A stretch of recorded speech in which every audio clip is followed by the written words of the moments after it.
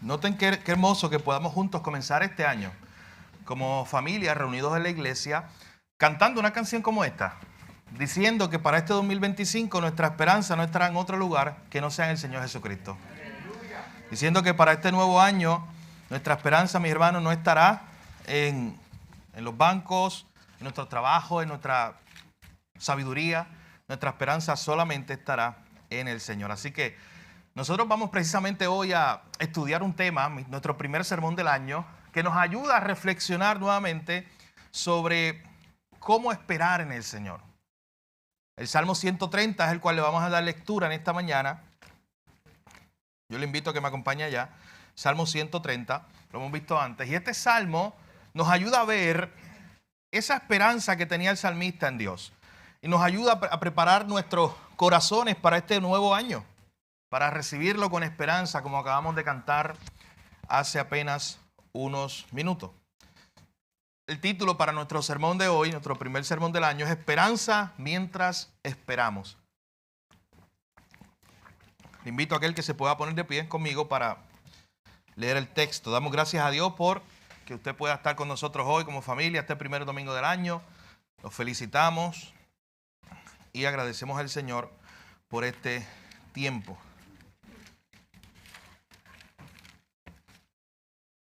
Dice el Salmo 130 de la siguiente manera: de lo profundo, oh Jehová, a ti clamo. Señor, oye mi voz. Estén atentos tus oídos a la voz de mi súplica. Jehová, si mirares a los pecados, ¿quién, oh Señor, podrá mantenerse? Pero en ti hay perdón, para que seas reverenciado. Esperé yo a Jehová, esperó mi alma. En su palabra he esperado. Mi alma espera a Jehová más que los centinelas a la mañana, más que los vigilantes a la mañana. Espere Israel a Jehová, porque en Jehová hay misericordia y abundante redención con él. Y él redimirá a Israel de todos sus pecados. Padre, gracias te damos en esta mañana por tu bondad, tu misericordia. Gracias por esta semana, Señor. Gracias porque recibimos un nuevo año y lo recibimos con esperanza, Señor. Lo recibimos con fe, lo recibimos sabiendo, Señor, que no importa lo que venga este nuevo 2025, no importa lo que traiga, Señor, estaremos contigo y contigo venceremos y contigo, Señor, seguiremos adelante. Hoy te pedimos que nos ayudes a través de tu Espíritu Santo, Señor, a entender tu palabra. Que a través de estas verdades de tu palabra tú aumentes nuestra fe, Señor, y tú nos permitas comenzar esta nueva semana. Gracias te damos, Jesús, en tu nombre oramos y te lo pedimos todo. Amén.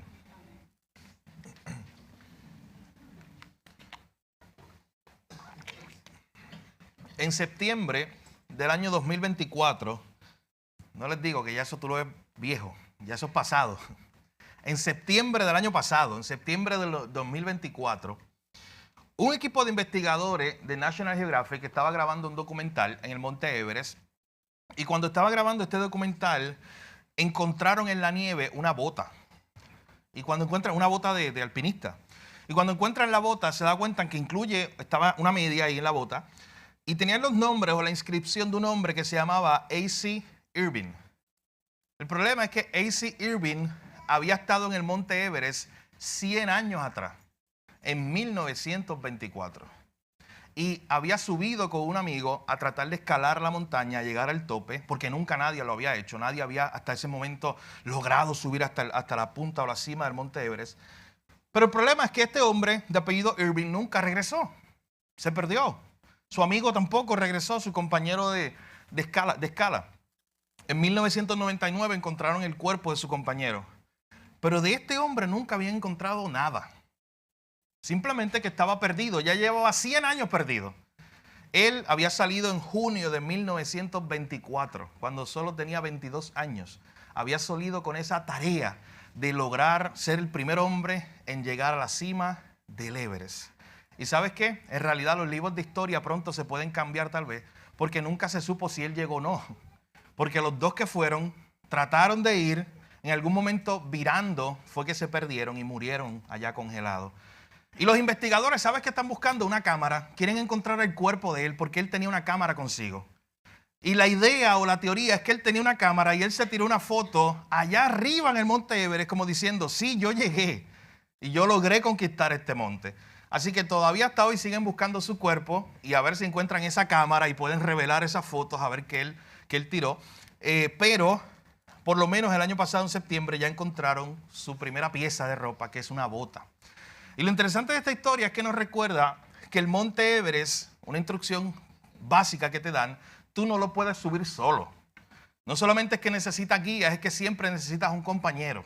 Y si es de confianza, mejor. Para subir al monte Everest necesitas un amigo, necesitas un compañero. Que esté contigo, que cuando la soga se encaje tú puedas confiar en él.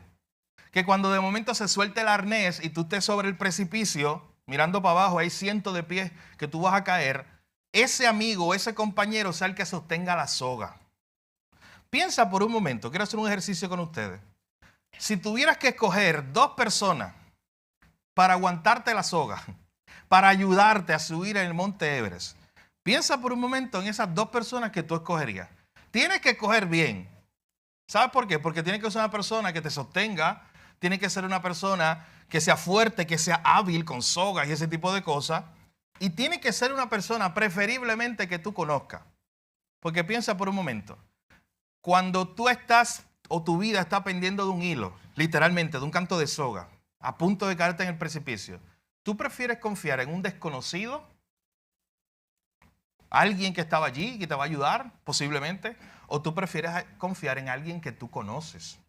En alguien que tú sabes que va a hacer todo lo posible para que tú no te caigas, para que tú no resbales. Y piensa por un momento en este ejercicio. En un ejercicio como ese, tienes que pensar en 2 elementos. Alguien que pueda aguantarte la soga y que quiera. Y esos 2 elementos los vamos a ver en el Salmo de hoy, en el Salmo 130. Alguien que quiera aguantarte la soga en un contexto como ese y que pueda hacerlo, que tenga la fuerza. Porque imagínate, alguien que pueda hacerlo, que tenga la fuerza, que tenga la habilidad, pero no quiera. Simplemente te diga, bueno, tú te caíste ahí solito, trata de levantarte. Y puede ayudarte, pero no quiere. O por el contrario, tienes a alguien que quiere ayudarte, que te dice, sí, yo quiero ayudarte, pero no puede, porque no tenga la fuerza, porque no tenga la habilidad. Así que un escenario como ese, tú escalando el monte Everest, estás a punto de caerte por un precipicio, tú necesitas una persona que pueda ayudarte, que tenga la capacidad, la fuerza, pero que también tenga la voluntad, que quiera ayudarte. ¿Usted sabe qué? El Salmo 130 se trata de un hombre desesperado en un momento de su vida que está luchando porque él se encuentra como en un abismo, como veremos en los versos 1 y 2. Y en ese momento él le pregunta a Dios si Dios le va a sostener la soga. Estoy utilizando una metáfora para conectar lo que es la idea del Salmo 130. Es como si él estuviera, en el momento donde él está guindando del precipicio, es como si él estuviera preguntando, Dios, 1, ¿tú puedes sostenerme la soga? O sea, tú tienes el poder. El salmista va a pensar en eso. Y en segundo lugar, no solamente es que tengas el poder. Dios, ¿tú quieres hacerlo? ¿Está la voluntad de Dios en no solamente con su poder sostener a este hombre que se está hundiendo, sino también querer levantarlo de allí? Ese es el debate del salmista en el Salmo 130. El salmista está en una situación desesperada y medita en si Dios puede ayudarlo. El salmista está en una situación desesperada y medita en si Dios quiere ayudarlo. Mi hermano, y antes de entrar de lleno en las consideraciones de estos versículos del Salmo 130, piense por un momento si alguna vez usted le ha preguntado a Dios algo parecido. Dios, ¿tú puedes ayudarme? Hablando de su poder, ¿tú puedes ayudarme en esta situación? Señor, ¿tú puedes hacer algo? ¿Usted no recuerdan estas personas que iban a Jesús? Por ejemplo, recuerdo el hombre que tenía un hijo endemoniado, que nadie podía hacer nada con él. Y este hombre, este padre desesperado, va a Jesús y le dice, si puedes, así le dice, si puedes, haz algo por mi hijo, porque nadie ha podido hacer nada. Recuerdo a Jairo, desesperado por su hija. Igual Jairo le dice a Jesús, oye, mi hija está ya enferma, si puedes, haz algo.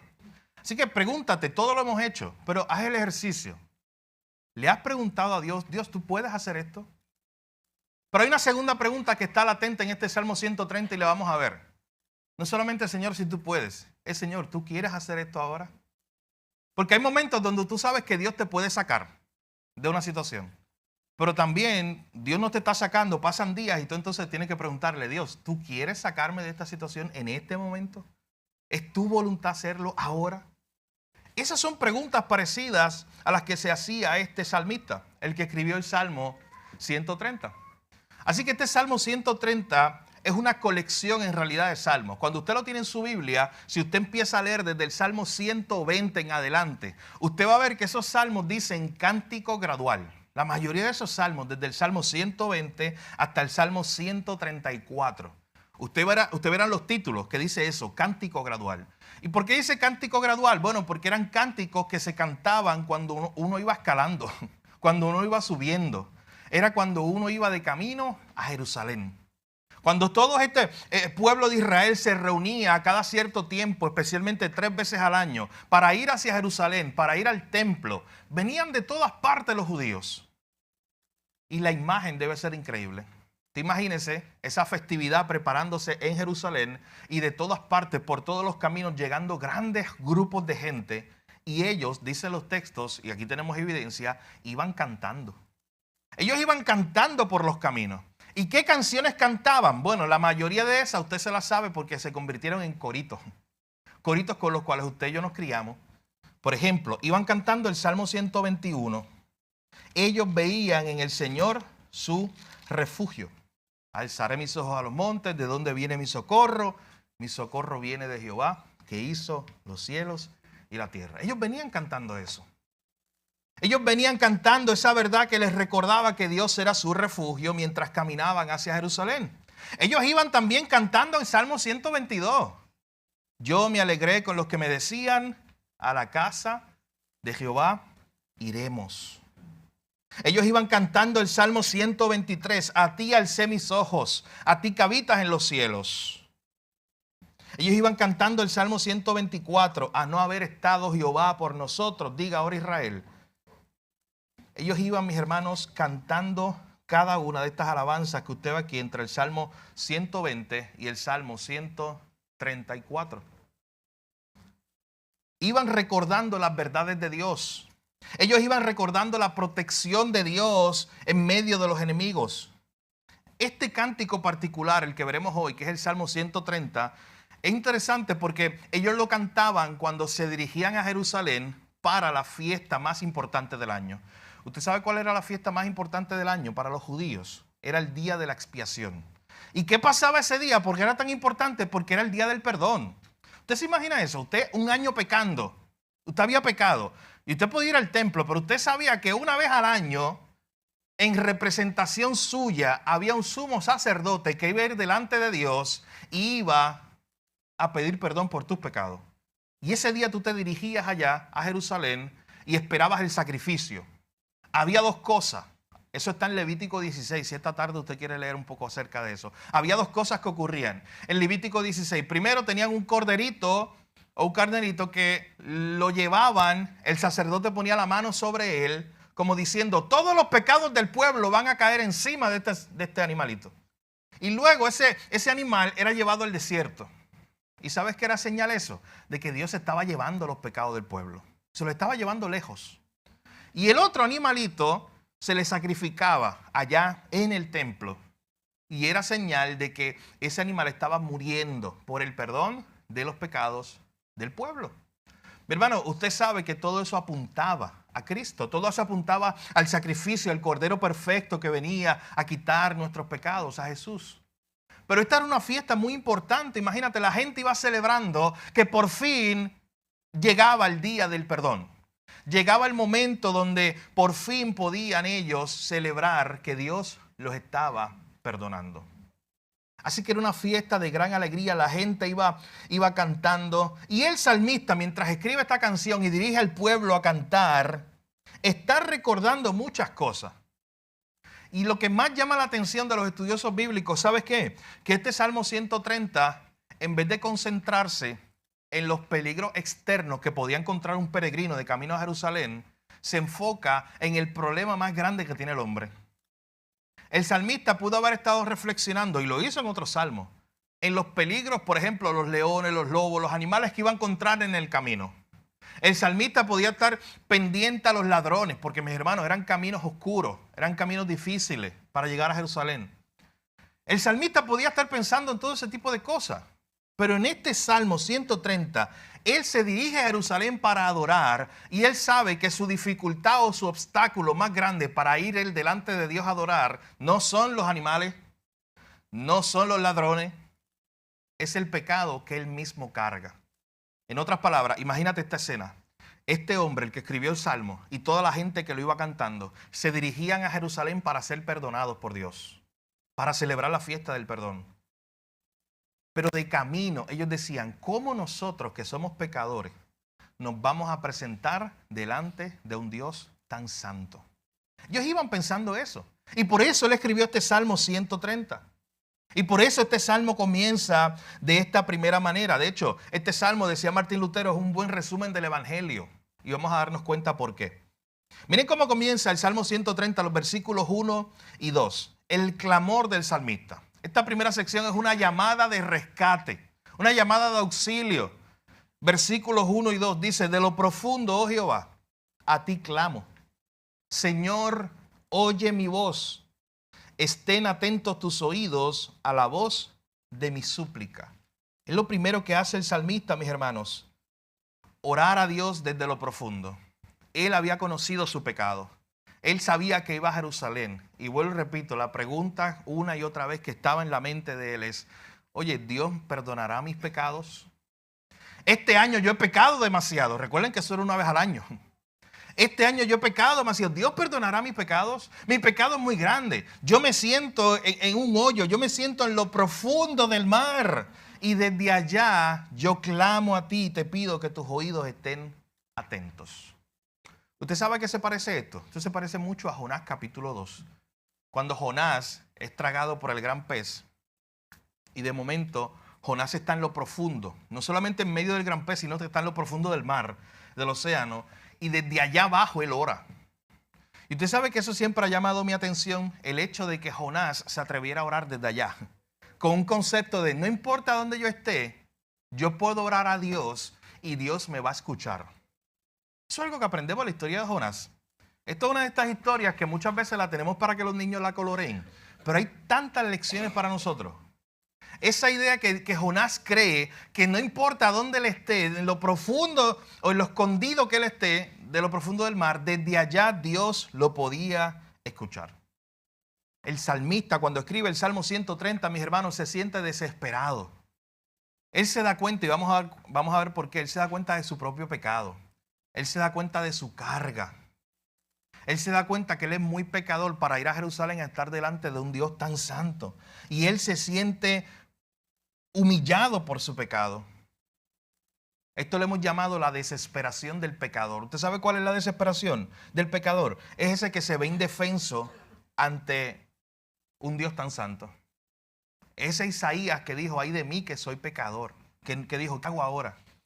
Esa desesperación de qué hago yo con este pecado tan grande que me abruma.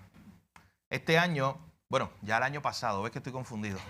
El año pasado, a final de año, en diciembre, yo terminé de leer, por vez número como 16 más o menos, El Progreso del Peregrino.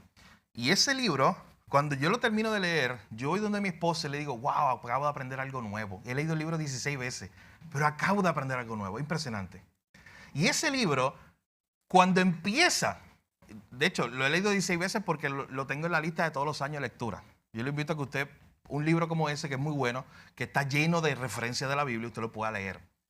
En ese libro, yo no sé si usted sabe la historia, está la película, pero vea el libro, es mejor. Se trata de este personaje llamado Cristiano y comienza en el inicio, comienza con una carga, comienza con la desesperación, comienza con tristeza.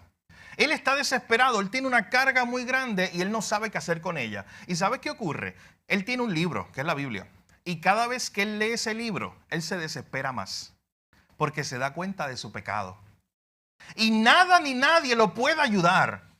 Y la idea de que él tiene una carga y que nada ni nadie lo pueda ayudar es desesperante en el capítulo 1 cuando usted lo está leyendo. Hasta que viene un personaje que se llama Evangelista. Es un predicador. Y Evangelista le dice algo, le dice, ¿sabes qué? Hay un solo lugar donde tu carga y tu desesperación puede quedar ahí, rota, puede destruirse para siempre. Hay un solo lugar en el cual puedes ser libre de tu carga. Y lo ve a lo lejos allá. Y le dice, ¿tú ves allá a lo lejos? Y es una cruz. Tú ves allá, tú tienes que ir. Por eso el libro se llama El progreso del peregrino. Él es un peregrino que va de camino a la cruz. Le dice, tú tienes que ir allí y cuando vayas allí, tu carga se te va a quitar. Y lo interesante es que dice el texto que cuando Evangelista le dice esas palabras a este hombre, él se contentó porque por primera vez alguien le decía que ante el pecado tan grande que él tenía, había un lugar donde él podía ser libre de su culpa. Así que, ¿sabes qué? Él decidió comenzar a caminar hacia la cruz, pero su familia, su esposa, sus hijos, sus vecinos empezaron a burlarse de él y empezaron a decirle, no vayas allá. Una de mis partes favoritas, capítulo 1, él se tapa los oídos, empieza a mirar allá a lo lejos lo que ve que es la cruz y empieza a gritar, vida eterna, vida eterna. Y sale corriendo para allá con su carga. Cuando él llega a la cruz, impresionante, no hay muchas cosas que él tiene que hacer. No es que ahora llegaste a la cruz y tienes que hacer esto y lo otro. ¿Sabes qué dice? Él llegó a la cruz y automáticamente su carga desapareció. Su culpa desapareció. Eso que él cargaba delante de la cruz, de momento ya no existía. Mi hermano, esa es una imagen del Evangelio. De aquel que con fe se acerca a la cruz. De aquel que con fe, sabiendo que él no puede hacer nada en la desesperación del pecador. Que él no puede hacer nada para salvarse. Usted sabe que aquí el Salmo 130, los primeros 2 versos, nos dice que el salmista está profundamente afligido. De lo profundo está clamando a Dios para que Dios lo escuche. Y él se está preguntando, oye, ¿Dios puede escuchar a un pecador como yo? ¿Te ha hecho tú esa pregunta? ¿Puede escuchar Dios a un pecador como tú, a un pecador como yo? Cada vez que usted se pregunte eso, mi hermano, recuerde que usted ora en nombre de Cristo y no en nombre de usted mismo. Porque por usted mismo no. Usted no tendría el derecho de ser escuchado por su propio mérito. Pero usted está yendo a Dios por medio de un mediador. Hay uno que está al frente diciendo, ¿sabes qué? Él no merece estar aquí delante de tu presencia, Dios, pero yo sí, ese es el Hijo, ese es Cristo. Y Él viene en nombre mío. Así que el salmista está desesperado, está clamando a Dios de lo profundo. Pero específicamente, ¿por qué él clamaba a Dios? Lo vamos a ver ahora, el versículo 3, la segunda parte de nuestro sermón de hoy. El primer punto es el clamor del salmista, esta llamada de rescate, de desesperación, cuando él se da cuenta que es un pecador y que va de camino a Jerusalén y se dirige a un Dios santo y él no sabe lo que va a ocurrir allí. Los versículos 3 al 4, nuestro segundo punto, la razón del clamor, la razón de ese grito de desesperación. Mira el versículo 3. Jehová, aparece el término Ja, que al final de cuentas es una abreviación del término Jehová. Dice, Jehová, si mirares a los pecados, ¿quién, oh Señor, podrá mantenerse? Oh, mi hermano, es una pregunta que está ahí en el tintero de la historia. Señor, si tú miras el pecado, el salmista está hablando en nombre de todo el pueblo. Todo el pueblo va de camino bien contento a Jerusalén, va a adorar, va a celebrar el día del perdón, el día cuando sus pecados van a ser perdonados. Pero de momento el salmista se detiene a pensar, oye, pero si Dios mira a los pecados, ¿quién podrá mantenerse? En otras palabras, si Dios nos mira a nosotros como lo que somos, ¿quién de nosotros podrá ir y acercarse tan siquiera al templo? Si Dios nos mira como realmente somos, ¿quién de nosotros podrá estar de pie delante de su presencia? Pero hermano, ¿usted sabe que eso es lo asombroso del Evangelio? Que Dios es el más que te conoce y es el más que te ama. Que Dios es el más que te conoce, que es el que más conoce tus fallas, tus pecados, tus lados oscuros que tú ocultas delante de todo el mundo. Que Dios es el más que te conoce, pero es el más que te ama. Y permite que tú estés delante de su presencia. Yo repito, no por usted no tiene los méritos, yo no tengo los méritos. Es solo por nuestro mediador, es solo por Cristo. Pero es algo impresionante. El salmista se está preguntando, oye, si Dios mira a los pecadores, si Dios nos mira a nosotros, ¿quién podrá mantenerse? ¿Quién podrá estar delante de ti, Señor? Esa es la gran pregunta que se hace el hombre en su desesperación. Él está pensando, oye, esto es como un privilegio. ¿Cómo es que nosotros vamos a ir delante de un Dios tan santo si por un año le hemos estado dando la espalda? Recuerden, esta es una fiesta que se hacía una vez al año, donde se hacía el sacrificio por todos los pecados del año. Durante un año le hemos estado dando la espalda a Dios, hemos estado pecando contra Él. Señor, si tú miras mi pecado, ¿quién podrá estar delante de ti? ¿Sabe a qué se parece esto? A Romanos 3:23. Por cuanto todos pecaron, están destituidos. Por cuanto todos pecaron, no tienen acceso. Por cuanto todos pecaron, no tienen derecho a estar ahí delante de la presencia de Dios. Mi hermano, todos los que estén en el cielo estarán allí precisamente porque reconocieron un día que no podían estar allí por ellos mismos. Porque reconocieron un día que no merecían estar allí por ellos mismos. Así que el salmista está reflexionando, está tratando de pensar en esta idea de que no habría esperanza para nosotros. Nadie podría mantenerse en pie si Dios solamente mirara los pecados del pueblo. Pero de momento aparece el versículo 4. Miren lo que dice el versículo 4. Pero en ti hay perdón para que seas reverenciado. Usted ve ahí la tensión entre la mala y la buena noticia, que al final de cuentas es el evangelio. Usted ve ahí esa idea del salmista desesperado, Señor, pero si nosotros somos pecadores y tú ves nuestros pecados, ¿quién podrá estar delante de ti? Nadie podrá llegar a Jerusalén. Nadie podrá ese día presentarse delante del templo. La única forma, mi hermano, es que Dios haga algo. Y eso es lo que dice el verso 4. En ti hay perdón. Y el salmista, recuerde que ellos están de camino al día del perdón, de la celebración del día de la expiación. Está diciendo, Señor, si tú nos miras, estamos fritos. Somos pecadores y no hay forma de que nosotros podamos ir delante de ti. Pero en ti hay perdón. Y el salmista comienza a pensar en el carácter de Dios. En ti hay perdón. Tú eres un Dios perdonador. Para eso venimos a este día. Para que tú seas reverenciado, alabado, adorado por tu perdón. Eso, mis hermanos, entre el verso 3 y el verso 4 es una gran tensión que solamente se resuelve en la cruz. Esa tensión entre la justicia de Dios y su gracia.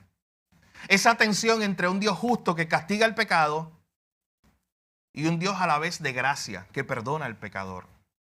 ¿Cómo ocurre eso, mi hermano? La cruz es la única solución que Dios trajo para eso. ¿Cómo a la vez se tiene que castigar el pecado, pero a la misma vez, Dios permite que esos pecadores reciban perdón? Eso es un acto, mi hermano, que solamente se resolvió en la cruz. El salmista lo que está reconociendo en ese verso 4 es que el único que lo puede perdonar es Dios. Pero la pregunta que tenemos que hacernos hasta este punto, ¿lo hará Dios? ¿Lo perdonará? Dios puede perdonarlo. Pero la pregunta es, ¿Dios querrá perdonarlo? Esa es la pregunta y esa es la razón por la cual comenzamos hoy hablando del Monte Everest. Imagínate que tú tengas a alguien con la capacidad, con el poder de aguantarte la soga, pero de momento te mire y te diga, no, tú te lo buscaste, resuelve tú solito. Alguien que tiene el poder para ayudarte, pero no quiere. ¿Y usted sabe qué ocurre aquí en este Salmo 130? El salmista está de camino a Jerusalén para la fiesta. Él de momento se desespera y dice, pero ¿quién podrá estar delante de un Dios tan santo? Recuerda que en Dios hay perdón, porque Él es un Dios perdonador, pero ahí la pregunta que se queda en el tintero y que se va a tratar de contestar en los próximos versos es, ¿querrá Dios perdonarlo cuando lleguemos allá a Jerusalén? ¿Nos perdonará Dios de verdad? Él tiene poder para hacerlo, Él es un Dios perdonador, pero ¿querrá perdonarnos? Esa pregunta es contestada en la última parte de este Salmo 130. Los versículos 5 al 8. La respuesta al clamor del salmista.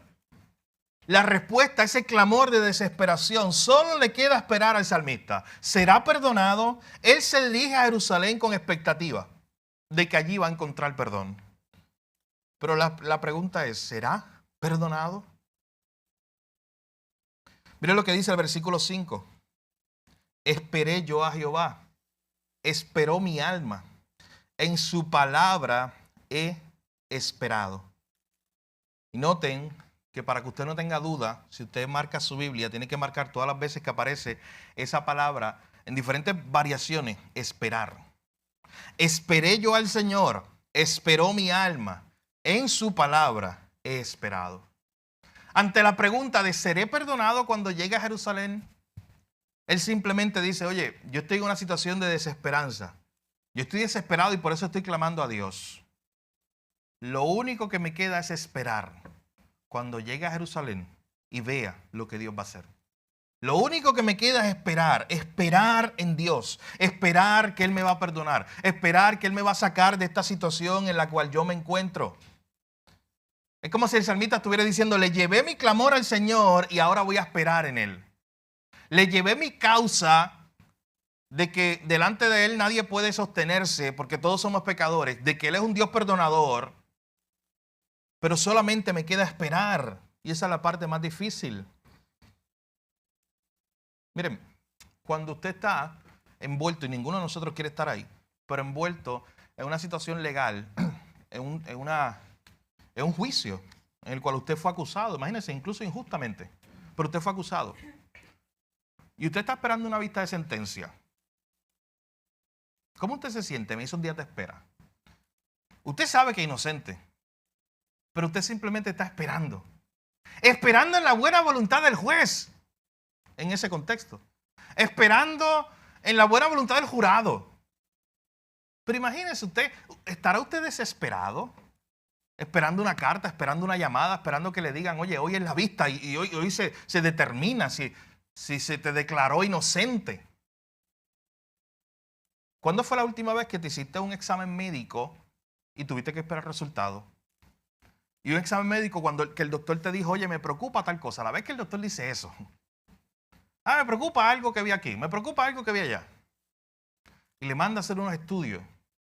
Y esos estudios tardan. Esa es la espera que desespera. Está esperando. Y usted pensando todos los días, ¿qué va a pasar? ¿Qué va a ocurrir? Y usted tiene dos opciones. Y el salmista nos va a enseñar, mi hermano. Y este es todo el énfasis de este salmo y esta predicación de hoy y el por qué la estamos haciendo el primer domingo del año. Para enseñarnos algo para el resto del año que viene en camino. Usted tiene dos opciones. Usted puede estar en su mente haciéndose película. ¿Y usted sabe qué hacerse la película? Es hacerse 1584 escenarios diferentes. O sea, 1500 posibles cosas que pueden pasar. Y por 2 semanas no tener paz. Por 2 semanas no tener alegría. Se te fue el gozo. Estás como Mara. Ya mismo regresamos a Ruth. Estás amargada. No tienes alegría. Se te fue, desapareció. Y le dice a la gente como ella, como Noemí, así. Ya no me llamen Noemí. Llámenme la amargada. O el amargado. Tienes esa opción. Haciéndote la película en tu mente, ¿qué pasará? Y si pasa esto, y ahora mis hijos, y mis nietos, y los planes que yo tenía. O tienes la opción de lo que hizo el salmista en el verso 5. ¿Sabes qué? Él va de camino a Jerusalén. Él de momento siente carga por su pecado y se siente desesperado, se siente como en un hoyo. Y él dice, yo sé que en Dios hay perdón, pero yo no he llegado a Jerusalén para recibir ese perdón, para ver lo que Dios va a hacer, para ver el sacrificio.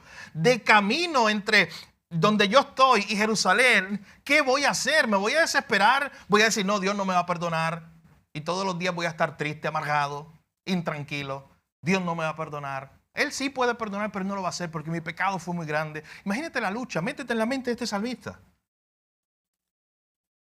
Tienes esa opción, o tienes la opción de lo que él hizo en el verso 5.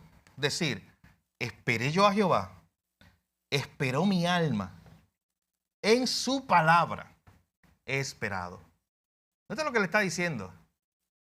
Yo no me voy a hacer la película en mi mente, yo voy a esperar en Dios. Yo voy a esperar en la respuesta de Dios.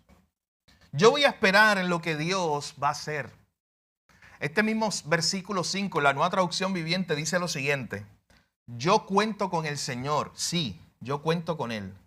En su palabra he puesto mi esperanza. Mira lo que está diciendo el salmista. Yo no sé lo que va a pasar cuando yo llegue allá, pero yo cuento con Él. Yo no sé lo que va a pasar, pero en su palabra yo he puesto mi esperanza. En lo que Él ha dicho, en sus promesas. Mi hermano, ante un reto tan grande donde tú no sabes lo que va a pasar después, hazte la pregunta, ¿cómo vas a responder? ¿Vas a responder con fe diciendo, yo cuento con Dios, yo tengo su palabra y en su palabra he puesto mi esperanza, yo conozco a Dios? ¿O vas a responder con desesperanza? ¿O vas a responder con duda?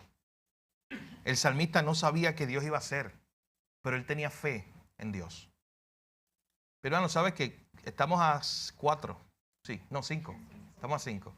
El reloj no se ha acomodado, les dije. Estamos a 5. Faltan aproximados, pero 360 días, ¿verdad? Para que se acabe el año. ¿Sabe usted lo que va a pasar en los próximos 360 días? No. ¿Tiene usted idea? No. Porque ¿sabe qué? Este año hay cosas nuevas que quizás van a ocurrir en su vida y más o menos usted tiene idea de, mira, va a pasar aquello, lo otro, si usted empieza un nuevo trabajo, si, no sé, si hay un cambio radical en su vida, pues más o menos usted ya sabe por dónde se va a dirigir. Pero mi hermano, usted no tiene idea de por dónde lo va a dirigir el Señor en estos próximos 360 días. Pero escuche, usted tiene dos opciones.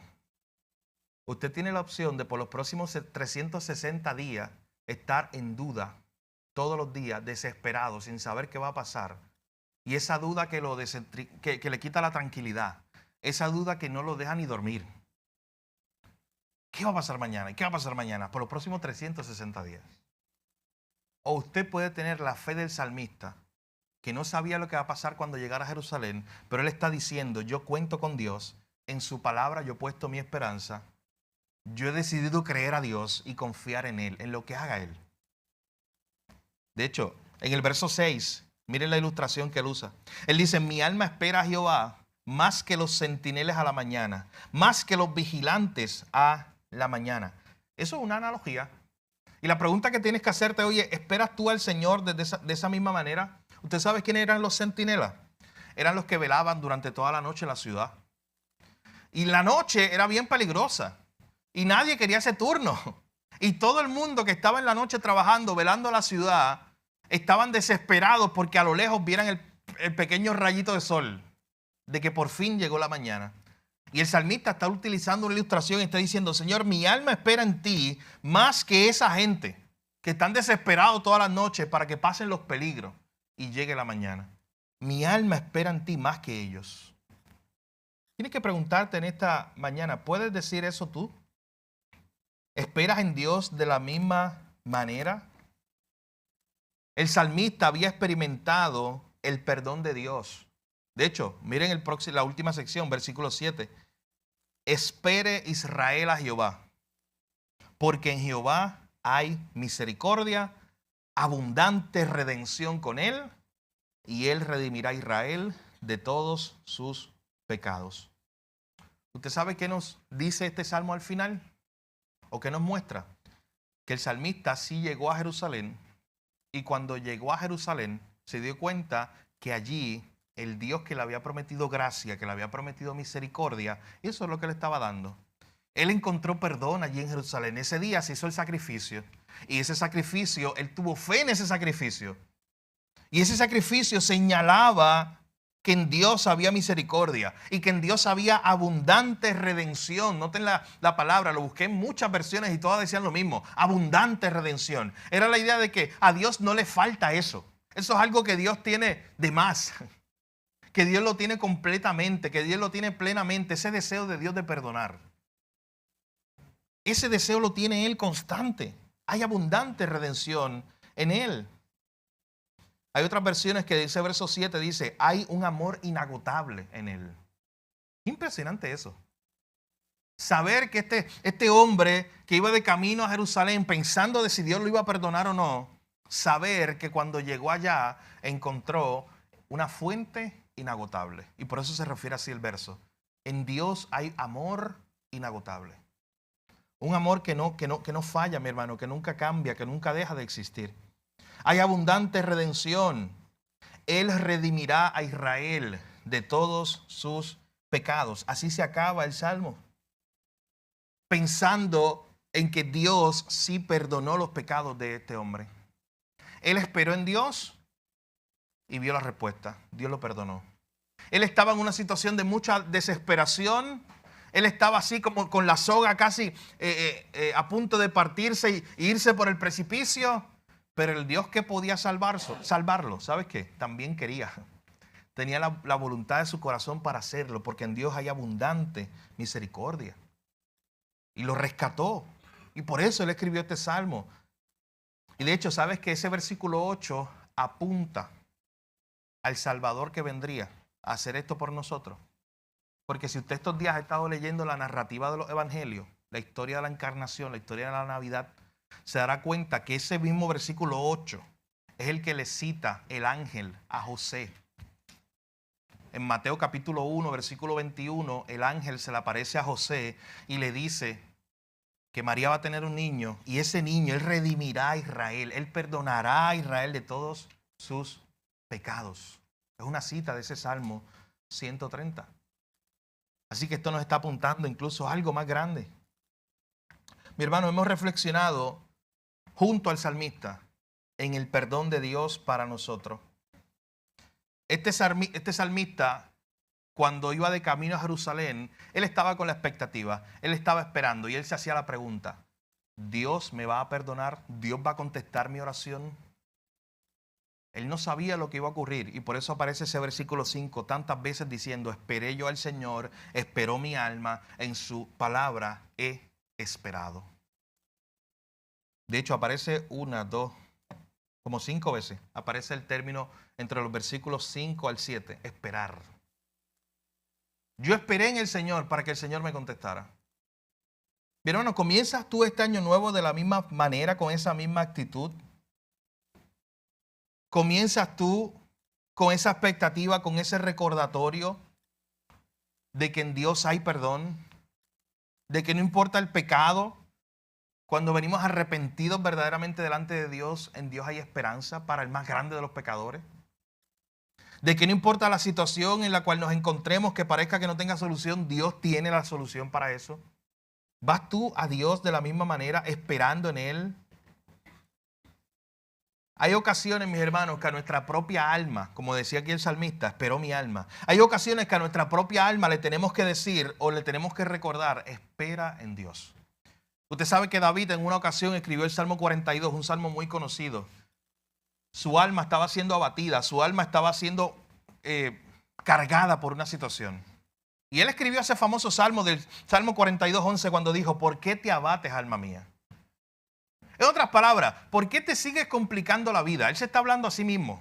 Él se está recordando las palabras de Dios. ¿Por qué te sigues complicando la vida? ¿Por qué te turbas dentro de mí? Es necesario, mi hermano, usted hablarse las palabras de Dios, como lo hacía el salmista. ¿Por qué sigues preocupado por eso, Gil? ¿Por qué sigues cargando eso? ¿Por qué sigues complicando los muñequitos y los escenarios? Mira lo que dice al final. Él mismo se está hablando a él mismo y dice: espera en Dios, porque aún he de alabarle, salvación mía y Dios mío. ¿Estarás dispuesto tú a hacer eso durante este año? ¿Cuántas veces será necesario decirle o decirte a ti mismo, decirle a tu propia alma: espera en Dios, espera en Dios? Tú sabes que de todas las personas, solo los creyentes pueden esperar en Dios verdaderamente, con esperanza, con expectativa de que las cosas van a cambiar, de que Dios va a hacer algo, de que todo va a salir bien al final. Esta esperanza es solamente posible por la esperanza que nos provee Cristo. Hermano, este nuevo año que comienza, vuelvo y repito, 360 días que usted no tiene ni idea de lo que va a ocurrir, pero usted sí puede empezar con la actitud correcta del Salmo 130. Espera mi alma en el Señor. Espera en el Señor. Que esa sea una de tus mayores resoluciones, si usted hace resoluciones. Que esa sea una de sus mayores compromisos durante este nuevo año. Esperar en Dios más de lo que usted esperó el año pasado. Esperar en su perdón como esperaba este salmista. Esperar más en Dios, esperar más en su cuidado, esperar más en su provisión, esperar más en su gracia. Muchas veces usted y yo somos demasiado desesperados y no esperamos el cuidado de Dios, la gracia de Dios, la provisión de Dios. Esperar más en sus promesas, esperar más en su palabra. Como dijo el salmista aquí en el versículo 5, en tu palabra, Señor, he esperado. ¿Te comprometes tú en este nuevo año a esperar en Dios? Y piensa por un momento, ¿cómo estuvo cultivándose tu paciencia el año pasado? ¿Cuán fácil o difícil fue esperar en Dios? De hecho, el año pasó, hubo una transición, pero probablemente usted todavía está esperando algunas cosas que Dios no contestó del 2024. Usted también, hoy todavía está esperando. Pero esa es la actitud correcta al final, decirle, Señor, yo cuento contigo, yo espero en ti, mi alma espera en ti, en tu palabra yo he esperado. Así que si alguien te pregunta, mi hermano, en este nuevo año, que de seguro lo harán, ¿cómo recibirás este nuevo año? Si alguien te pregunta, oye, ¿cuál es tu expectativa para este nuevo año? Usted no duda en contestarle, yo no sé lo que me espera en este nuevo año, pero sea lo que sea, me encontrará esperando en el Señor. Es como un juego de palabras, pero usted lo entiende. Yo no sé lo que me espera este año, pero sea lo que sea, me encontrará esperando en Dios. Pacientemente esperando en el Señor. Que este nuevo año, mi hermano, te encuentre esperando en Dios, más de lo que lo hiciste el año pasado. Así lo hacía el salmista. Vuelvo y resumo esta historia. El salmista estaba en una situación donde él sabía que solamente había alguien que podía ayudarlo, era Dios. Él no sabía qué iba a ocurrir cuando él llegara a Jerusalén, así que lo único que le quedaba a él era esperar. Esperar en el carácter de Dios. Mi hermano, muchas veces Dios te va a conducir a momentos o situaciones donde lo único que te queda es esperar. Tú no puedes hacer más nada. ¿Sabes que Dios probablemente te trajo aquí esta mañana para escuchar este Salmo 130 y escuchar esas palabras y recordar que tienes que esperar en Él? Que no sigas intentando hacer cosas, que no sigas interviniendo tú, porque a veces tú y yo creemos que podemos arreglar las cosas. Que esperes en Dios. Espera en Dios. Espera en Dios. ¿Y sabes qué es lo más hermoso de esperar en Dios? Que Dios siempre nos sorprende. Porque Dios siempre hace cosas mucho más grandes de lo que nosotros entendemos. Déjate sorprender por el Señor este año, mi hermano. Mejor dile, Señor, brega tú. Yo no puedo. Yo no sé qué hacer en esta situación. Yo voy a esperar en ti. Y siéntese con fe a esperar en lo que Dios va a hacer. Que esa sea la actitud con la cual nosotros recibamos, mi hermano, este nuevo año. Espera más en Dios. Mi alma espera en el Señor, como dijo el Salmo 130. Vamos a orar. Padre, gracias te damos en esta mañana por tu palabra. Gracias por este Salmo 130. Un buen recordatorio para comenzar el año, Señor. Este salmista que estaba desesperado, este salmista que sabía su desesperación por su pecado, sabía que estaba perdido. De momento se preguntó, pero y por nuestro pecado tan grande, ¿quién podrá ir a Jerusalén a presentarse delante del templo? Nadie podrá estar allí. Pero de momento recordó que en ti había perdón. La pregunta que él se estaba haciendo una y otra vez era, ¿me perdonará Dios cuando llegue a Jerusalén? Y él lo único que podía hacer era esperar. Y por eso aparece ese hermoso versículo 5, Señor, donde el salmista varias veces dice, mi alma está esperando en el Señor. En su palabra estoy esperando. Oh Señor, que nos reciba este nuevo año a nosotros con esa misma actitud. En primer lugar, reconociendo ese gran perdón que tenemos en Cristo Jesús. Reconociendo que ya no es necesario una vez al año ese sacrificio.